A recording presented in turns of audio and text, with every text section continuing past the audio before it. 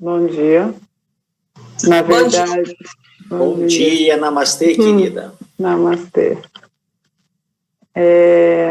Na verdade, eu resolvi fazer esse depoimento, né, porque eu acho que a gente tem que compartilhar quando a gente tem uma superação de depressão. Eu acho que é uma fase muito difícil, muito triste, e quando a gente pode compartilhar isso, eu acho muito importante. Vai ser rápido, não vou me demorar muito, mas eu acho que eu vou falar alguns pontos assim da minha trajetória, tá? Na verdade, quando criança ou como adolescente, eu não tinha traços de depressão, assim, óbvio, quando a gente é adolescente, a gente tem alguma coisa de pontual, né? Mas eu nunca tive assim uma coisa estendida, não me sentia triste, tive uma adolescência, uma infância feliz, alegre.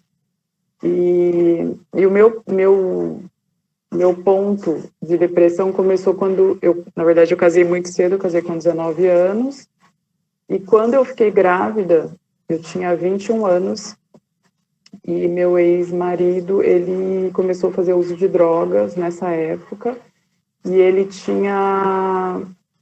começou a ter uma rejeição comigo, assim, né? Então, eu passei por esse momento, que é um momento para a mulher muito a gente fica muito sensível, né? E eu passei por esse momento da gravidez, foi um momento muito difícil. E aí eu comecei a desenvolver essa depressão. Também tinha o fato de eu vivia muito próximo da família dele. A família dele não era uma família assim, era muito diferente da minha, né? Era uma família que tinha um amor meio sem afeto e era um pouco diferente. Assim, isso tudo foi um baque para mim. E aí, esse momento foi muito difícil na minha vida. Eu lembro que eu era muito novinha e eu não buscava, assim, a gente não tinha essa quantidade de informação que a gente tem hoje, né? Faz 20 anos atrás, então a internet não tinha essa quantidade de informações que tinha, de vídeos, né? De depoimentos, e isso acho que eu não tinha com quem dividir, eu me sentia muito sozinha. E eu acho que um dos erros meus, assim, foi esperar que alguém olhasse para mim e visse a minha dor e me acolhesse, né? Hoje eu sei que é um engano isso muito grande, porque quando a gente tem a depressão, a gente tem que procurar um profissional, uma pessoa fora da família.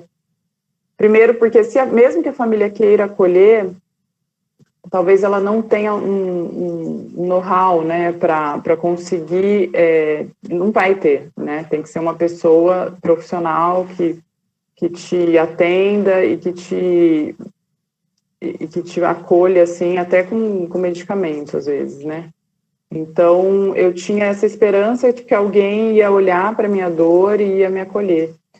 E, assim, mesmo que as pessoas percebam, é muito difícil as pessoas olharem para você e te acolherem, porque as pessoas não querem se envolver com essa dor, as pessoas geralmente são egoístas e elas não e acham as pessoas que estão em depressão chatas e realmente, infelizmente, a gente tem isso, né?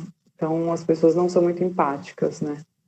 E aí eu tive esse momento difícil na minha vida e eu recorri. Depois que eu tive a minha filha, eu passei a gravidez inteira assim, depois eu tive a minha filha, eu tive uma depressão pós-parto severa, foi muito difícil. E aí eu comecei a frequentar um centro espírita e isso me ajudou muito e meio que me tirou desse quadro de depressão pós-parto, né? Depois eu fiquei um tempo ainda nessa situação e o que começou a me tirar realmente disso, primeiro que eu procurei um profissional, comecei a tomar medicamento, só que assim, eu penso que o medicamento é bem paliativo, ele tira você do quadro, assim, expressivo, mas você ainda, se você tira aquele medicamento, você volta, né? Só se for uma coisa totalmente, se for uma coisa muito química, né? No meu caso não era químico, eu tinha problemas emocionais. Então, assim, nesse caso meu, o remédio me ajudou, mas não sarou a minha depressão, né? Aí eu tive também outras coisas que eu fiz que melhoraram muito, que foi o meu trabalho, né? Eu trabalhava bastante, quando eu comecei a trabalhar, isso me ajudou muito. E o fato de eu fazer caridade nesse centro, né? Que também me ajudou bastante, né? Mas assim, tudo isso era muito paliativo para mim, entendeu?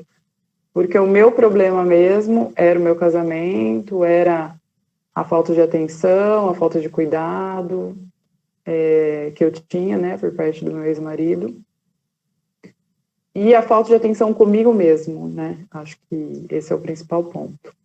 Então, assim, eu fiquei 15 anos casada, né? Eu tenho 2 filhos, eu vivi esse período muito mergulhada no meu trabalho. Eu trabalhava muito, às vezes eu sei que eu trabalhava muito para não me olhar, não pensar, não parar para sentir.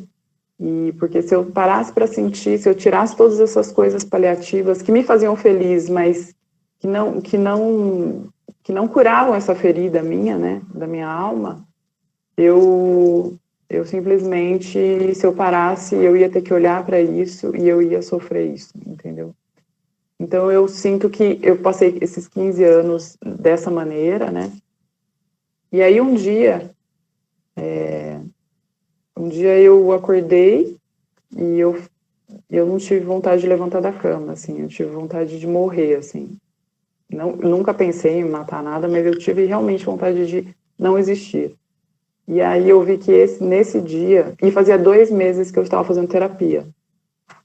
E a terapia me mostrou muita coisa, né? Me trouxe à tona, me pôs na frente da realidade de muita coisa.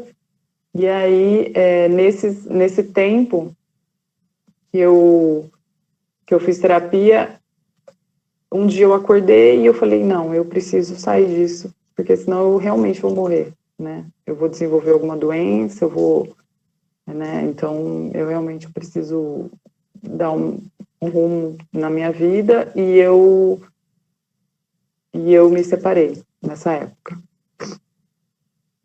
E isso e assim, nesse momento, não foi só isso, tipo, eu estava me cuidando, eu estava me olhando, eu me priorizei, e eu acho que foi essa a grande sacada de eu ter saído da depressão, assim. De eu ter saído da depressão e de eu ter me priorizado. E aí eu me separei, não foi fácil no começo, mas foi muito libertador.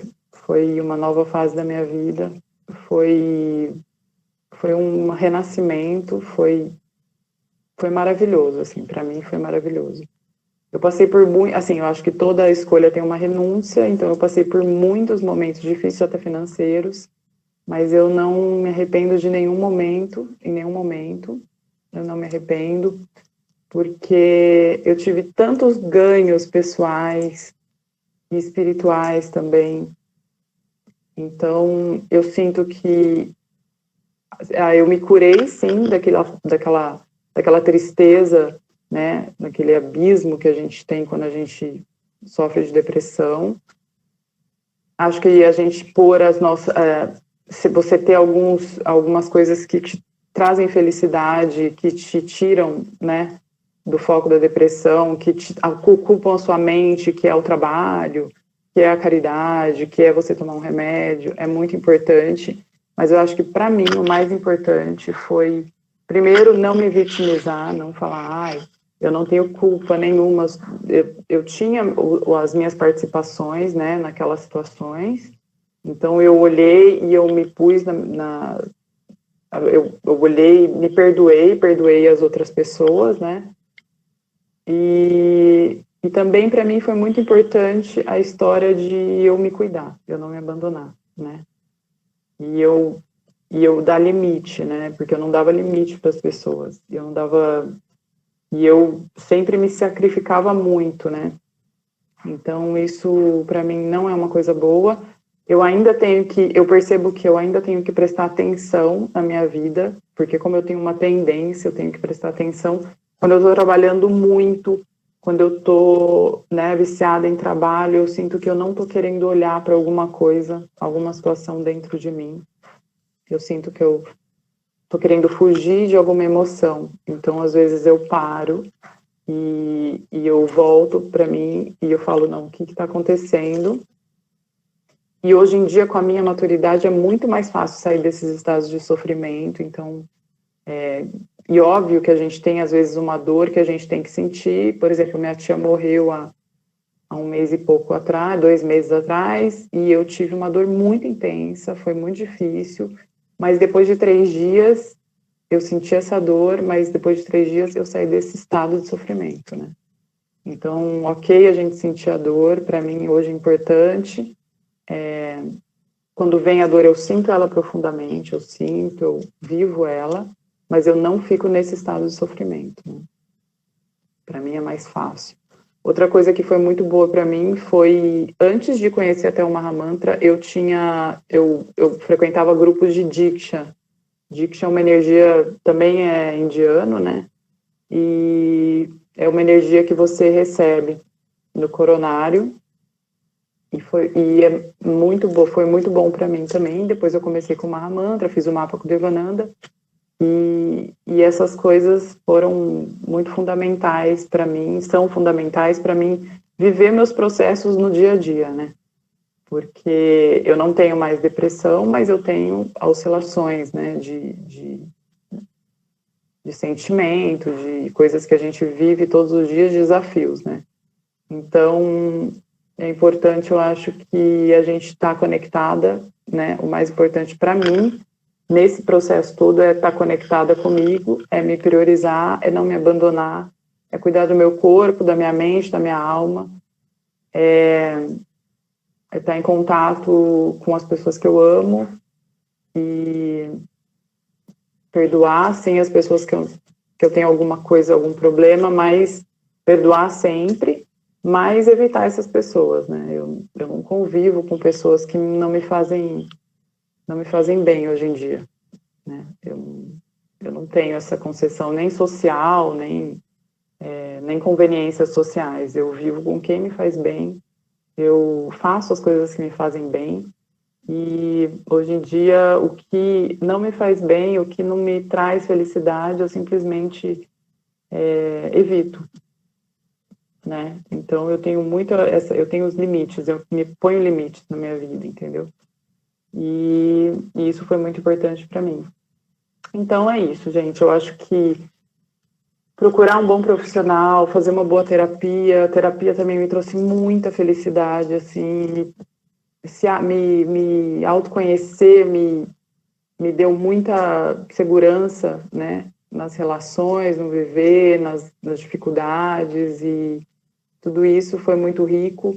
E eu acho que eu agradeço a Deus por eu ter passado por todas essas dificuldades, por eu ter vivido a depressão, porque hoje em dia eu sou uma pessoa muito mais empática, eu sei me conectar com as pessoas, com a dor das pessoas, eu entendo, eu sinto, me fez ser mais humana, e isso não tem preço para mim, né?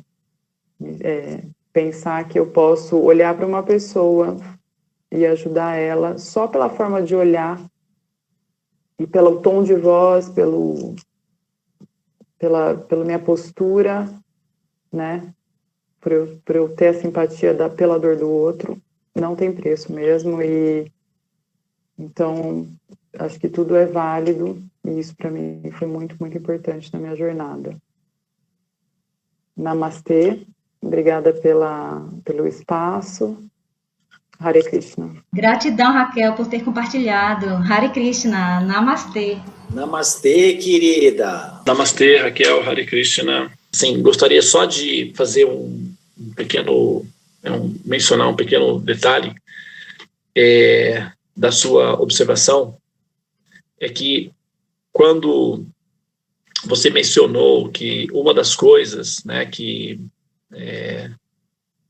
na época que você estava saindo, né, do processo da depressão, você estava buscando, na verdade, você estava buscando uma forma de sair, né? Você chegou à conclusão, chegou aquele momento que você concluiu, não, né, eu não vou investir nessa direção, chega. Então, essa decisão interna, que parece que não parece não, ele é realmente assim, é o divisor, né, o grande divisor, porque enquanto essa decisão interna não acontece, a gente fica ali meio que procrastinando, né, postergando, empurrando para frente, e o resultado consequente é que essa procrastinação, esse postergar, não é? Ele na verdade, não deixa de ser, eu não arrisco afirmar que isso seria um flerte, mas seria, de fato, a pessoa está aprisionada, não é? Tá certo? Ela está apática, ela está lenta, ela está aprisionada, como se ela estivesse drogada, digamos assim. Mas tem uma parte do ser que sabe que, se ela quiser, ela tem força. Tem uma parte do ser que sabe que depende dela aquela ação. E quando esse ser toma posse dessa responsabilidade de tomar a atitude, então a inteligência dessa pessoa começa a encontrar diferentes formas, né, diferentes variedades. Você pode descobrir diferentes formas que dá certo, porque cada pessoa é uma fórmula diferente, né? Cada pessoa é um ser diferente, então cada pessoa é uma fórmula diferente. Por isso que, muitas vezes, as sugestões que as pessoas dão para quem está com depressão até irritam a pessoa que está com depressão, porque são fórmulas que não tem nada a ver com ela. Mas por quê? Porque é a pessoa mesma que consegue encontrar a fórmula. Eu já fiz, por exemplo, o mapa de uma pessoa com depressão, que ela mencionou que tentou tudo, né? Foi na igreja, batizou, fez muitas coisas, mas ela se envolveu com um grupo de acupuntura, ela foi estudar acupuntura. E ela, então, se submeteu aos tratamentos com acupuntura, e ela disse que, assim, hoje ela trata as pessoas de depressão com acupuntura. E eu perguntei para ela, mas o seu nível de assertividade, ou seja, de produtividade no tratamento da depressão com acupuntura. E ela admitiu, né, não funciona para todos. Realmente, porque cada pessoa sabe, não é, a fórmula que vai funcionar dentro de si mesmo. Então, nós temos que buscar essa fórmula. De fato, essa fórmula tem que ser buscada. No seu caso, por exemplo, né, você foi em busca da sua espiritualidade, né, você foi em busca do seu desenvolvimento espiritual, Diksha, não é? Você era espírita, praticava caridade, e você chegou a mencionar que você, nesse período, uma das coisas que te motivava a sua evolução é a prática da caridade. A caridade, ela é um ato piedoso. Esse ato piedoso é que nutre e fortalece a nossa inteligência. É dito que caridade não deve ser rejeitado, mesmo por grandes almas. Até almas puras, iluminadas, precisam e desejam fazer caridade. Jamais resista ao impulso piedoso. Então, a atividade piedosa, a caridade, ou o pensar no outro, o preocupar-se com o outro, o doar a outro, na verdade, nutre poderosamente a nossa cura interna. Na verdade, ao fazer pelo outro, a gente sabe que, na verdade, não é, nós estamos fazendo muito mais para nós mesmos. Porque, na verdade, o outro pertence a Deus. O outro é responsabilidade de Deus, em última análise. O outro só pode ser curado diretamente por Deus, porque ele é uma criatura de Deus. Então, a jurisdição e a administração desse ser pertence a Deus. Essa é a missão de Deus. Essa é, digamos, a responsabilidade de Deus. Então, tudo é feito, na verdade, por Deus em relação ao outro. Mas, quando nós aceitamos, entrar nessa missão divina de Deus, de fazer pelo outro, na verdade, os benefícios principais são recebidos por nós mesmos, ou seja, são para nós mesmos. Por quê? O resultado do que nós fazemos pelo outro, ou do que nós desejamos pelo outro, é feito é diretamente por Deus.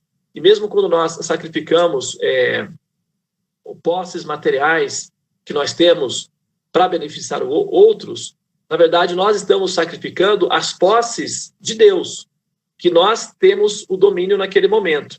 Então, aquilo que nós chamamos de nossas posses, na verdade, pertence ao universo, né? Tanto é que nós vamos e as coisas ficam aí. Então, pertence realmente ao Criador, ao Senhor do universo. Então, quando a gente sacrifica as nossas posses, na verdade, nós estamos usando uma propriedade que momentaneamente está sob nosso domínio, mas que pertence a Deus, para beneficiar a outros. Então, no fundo, tudo está sendo feito diretamente pela Suprema Personalidade de Deus. E nós participamos desse movimento aí. E na medida em que nós nos ocupamos dessa forma, essa fórmula é universal. Essa fórmula, ela é universal. Essa é uma fórmula universal.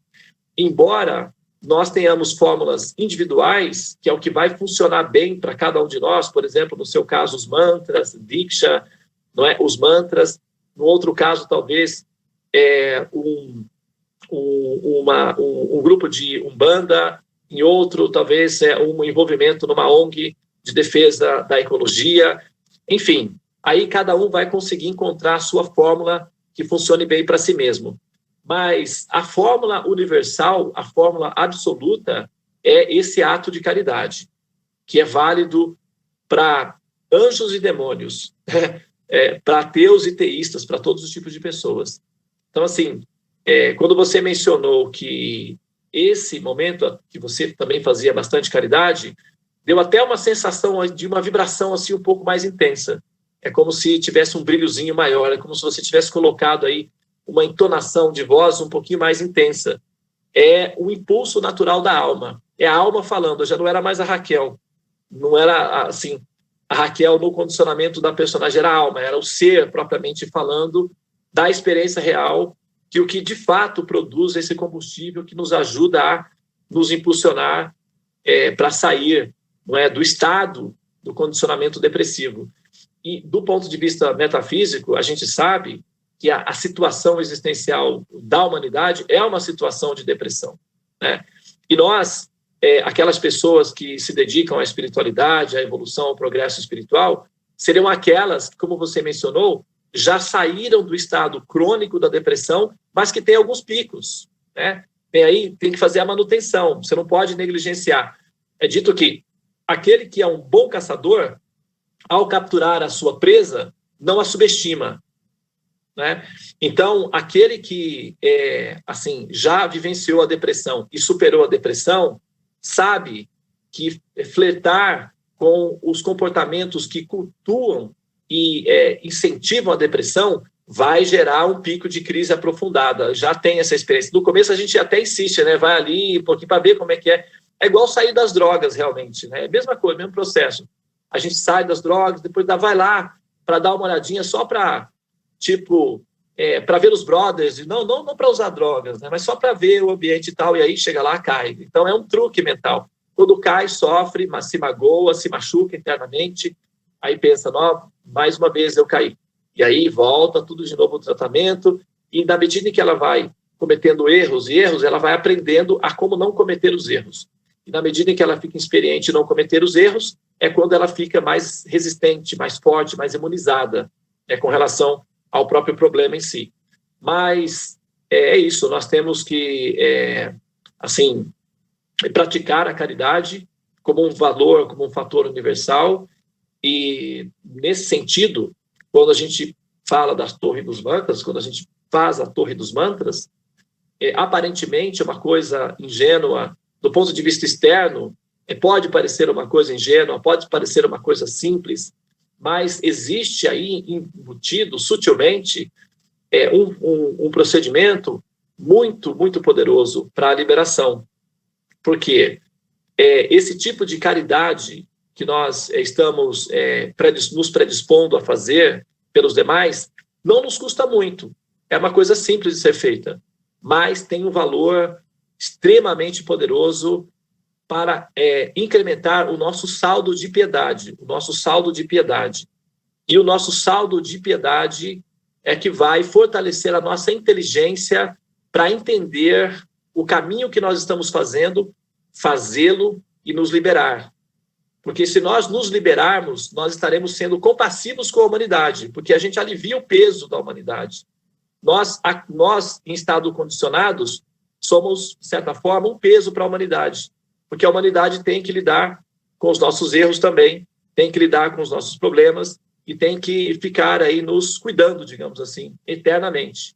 E ao nos esforçarmos por nos liberarmos, nós estamos sendo compassivos com a humanidade, aliviando o peso da humanidade em relação a nós. Isso é compaixão com a humanidade toda. Mas, claro, para chegar a esse ponto, dessa determinação do coração, é necessário ter um saldo piedoso, é necessário ter um crédito piedoso. E esse crédito piedoso, nós conseguimos ele praticando piedade, né, cuidando, compartilhando, oferecendo aos outros aquilo que, teoricamente, nós temos, quando, na verdade, nós sabemos que tudo pertence ao Senhor Supremo e toda a caridade que nós fazemos, na verdade, é apenas o entendimento da missão de Deus, é apenas a nossa participação na missão de Deus. Uma vez que tudo pertence a Deus, tudo que nós podemos oferecer, na verdade, é uma oferenda de Deus para as suas criaturas. Então, nós estamos participando, na verdade, da mente de Deus, da missão de Deus. Mas não nos é impedido, ou seja, nos é permitido sentir a sensação de que nós estamos compartilhando, de que nós estamos doando. Não é errado sentir que nós estamos doando, não é errado sentir que nós estamos compartilhando. O Senhor Supremo é tão compassivo que, embora o que nós doemos e o que nós compartilhemos pertença a Ele, Ele permite que nós tenhamos a sensação de que nós estamos fazendo isso, até porque é uma participação de grupo. Então, é isso. Muito obrigado pela sua apresentação, tá? Pela sua explicação. E alguém deixou aqui uma mensagem, né? Anali, muitíssimo grata por sua participação. Raquel, aprender com a dor é uma vitória enorme, é isso mesmo, e poder compartilhar isso de forma que se contribua para o melhor do semelhante é simplesmente maravilhoso. É compaixão, né? Na verdade, é um exercício de compaixão, né? Você sofreu, você criou, porque assim, a arte de ser feliz é ressignificar as próprias tragédias, né? Então você vivenciou a sua experiência de sofrimento, você pegou esse sofrimento, transformou esse sofrimento, ressignificou esses sofrimentos, transformou esses sofrimentos numa ponte, atravessou essa ponte e agora está mostrando como se constrói essa ponte para que outros possam atravessar, né? E os sábios são aqueles que, ao atravessar o rio, deixam o barco do lado de cá da margem. E é isso que nós temos que fazer mesmo, tá bom? Muito bem, obrigado pela atenção de todos Devananda, vocês. Eu queria só, assim, uma coisa que eu acho bem importante, além de você buscar coisas que vão te tirar disso, é você sempre tá bem atenta ao ambiente que você está vivendo, porque quando você está nesse processo, provavelmente o ambiente que você está vivendo, de alguma forma, é um ambiente doente, entendeu? Que está te adoecendo. E eu percebo que, vamos supor, a gente tem que sempre procurar quem tem a ver com a gente, né? Esse grupo, por exemplo, é um grupo que me alimenta, me nutre, então todos os dias para mim é um prazer estar aqui. E aí eu vivia numa família que não tinha nada a ver com nada disso, entendeu? Que para eles era aquela história que você fala, acordar, comer, assistir Globo, dormir, e essa era a vida, entendeu? E isso me adoecia muito, entendeu? Porque eu não tinha nutrição da minha alma, entendeu? Eu simplesmente vivi uma vida vegetativa para mim, entendeu? Então, assim, a gente está bem ligado na nossa dinâmica de dia a dia, assim, quando a gente está em depressão, eu acho que é bem importante também, além de você buscar coisas que te façam sair, né, desse quadro. Tá bom? Obrigada. Namastê, Hare Krishna. Você falou isso daí, eu me lembrei de uma palestra do professor Lai Ribeiro. Ele estava explicando sobre como é que o câncer se prolifera no corpo. O câncer as células precisam de um ambiente ácido. para poder se adoecer e se proliferarem. As células cancerígenas precisam de um ambiente ácido. Ela se alimenta de acidez no sangue. E uma pessoa que mantém o corpo, o pH do sangue, no estado alcalino, ele inibe as ações de células cancerígenas, né? Reprimindo a manifestação de câncer no corpo. Então, é assim mesmo, né? Dependendo do ambiente, se o ambiente que nós estamos interagindo for ácido, se é um ambiente ácido, seja um ambiente interno ou um ambiente externo, mas um ambiente externo ácido, isso vai, né, acabar gerando um efeito sobre a pessoa, né? É muito importante realmente ter essa vacina, essa imunidade, né, dessa acidez que nos cura, que nos protege. Então, sabe, às vezes a gente, assim, é igual a fada da casinha doce, né? Parece que é doce, parece que mas é o canto da sereia. Então, em certas ocasiões, é até melhor que pessoas com uma mentalidade ácida, corrosiva, se afastem, porque isso vai ajudar na nossa recuperação, né? E a gente, às vezes, nós estamos tão condicionados, tão iludidos com a situação, que nós não percebemos que outras pessoas podem ser agentes causadores da nossa depressão, ou não causadores, mas aqueles que alimentam o nosso estado depressivo, né? Isso não é legal. Mas é isso aí. Vamos lá, vamos prosseguir, porque, afinal de contas, nós estamos aí na busca da nossa liberação. O nosso objetivo é esse. Nós já temos a determinação consciente de que é isso que nós queremos, porque, afinal de contas, depois de verificar o estado da condição das almas que vivem sob a pressão do princípio de carbono, a gente toma uma decisão de que nós não queremos isso para nós, e dessa vez vai dar certo, tá? Aqueles que, assim, mantiverem essa determinação no coração de obter a liberação, obterão a liberação ainda em vida. O estado do sentimento de liberação acontece em vida. As sensações de liberdade acontecem em vida. É claro que é preciso ter um pouco de conhecimento, né? Isso dá um pouco de trabalho. Mas aqueles que se predispõem a esse trabalho obtêm o sentimento de liberação em vida. E após deixarem esse corpo, que é uma simulação, o ser desperta. Se não despertar, se o equivalente de conhecimento não for suficiente ainda para despertar na transcendência absoluta, tenha certeza que a condição do despertar é bem favorável, tá? Corpo de carbono não entra mais na operação. Aqueles que estão maduros não são mais admitidos entre os corpos de carbono. Assim como quem conclui o curso da universidade. Não tem necessidade de retornar para o banco da sala de aula, a não ser que seja na condição de professor, né? Então, o ser pode voltar na condição de voluntário. Mas, normalmente, eles são admitidos nas fases superiores, né, onde não há essa escassez de recursos, como nascimento, doença, velhice, morte. Essas considerações são apenas para os jogadores médios baixos, que são chamados humanos. Os jogadores que entendem o objetivo da vida e buscam esse objetivo recebem o resultado equivalente, né? É como Jesus disse: qual pai, verdadeiramente falando, é um pai amoroso, tendo seu filho vindo até ele e pedindo pão, lhe dará pedra? Que pai faria isso, a não ser que seja uma pessoa com problema psicológico? E nós não estamos lidando com uma pessoa assim, nós estamos lidando com a suprema personalidade de Deus, que é um ser compassivo, inteligente, um ser amoroso. Então, a nossa busca por liberação em relação a Deus será atendida, tá? Será alcançada, será assimilada. Mas é necessário que haja essa determinação da parte do buscador. O desejo intenso deve acontecer no coração. E esse desejo acontece por duas coisas: sadhana e cultivo de conhecimento, né? Como Jesus dizia, orai e vigiai.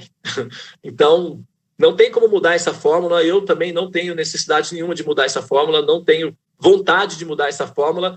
Essa fórmula foi dada antes de mim, não sou eu que estou dando essa fórmula, e a fórmula vai continuar do jeito que está, porque ela funciona. Orai e vigiai. Então, não é apenas orar, significa cultivar sabedoria, cultivar conhecimento. A pessoa tem que buscar aprender para entender o que está fazendo. E é isso aí, tá bom, pessoal? Bom, Namastê, Hare Krishna, mais uma vez, querida, obrigado, parabéns pelo seu depoimento, tenha um bom dia, fique na paz, fique com Deus. Hare Krishna. Bom dia, Hare Krishna. Bom Ótimo dia, Hare Krishna. Namastê. Bom dia, gratidão. Namastê.